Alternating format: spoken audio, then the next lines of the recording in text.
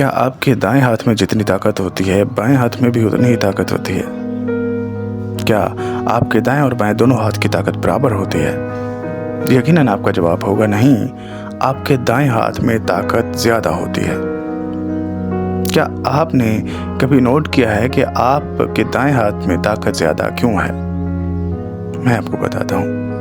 आपके दाएं हाथ में ताकत इसलिए ज़्यादा होती है क्योंकि आपका दायां हाथ काम ज़्यादा करता है। आपका दायां हाथ ज़्यादा तपता है। इसी तरह से इंसान वो जो ज़िंदगी में ज़्यादा काम करता है वो ज़्यादा कामयाब होता है। जो ज़्यादा कुंदन बनता है, जो ज़्यादा तपता है, जो ज़्यादा काम करता है वो ज़िंदगी में ज़्यादा कामयाब होता है, उसमें ज़्यादा ताकत आती है।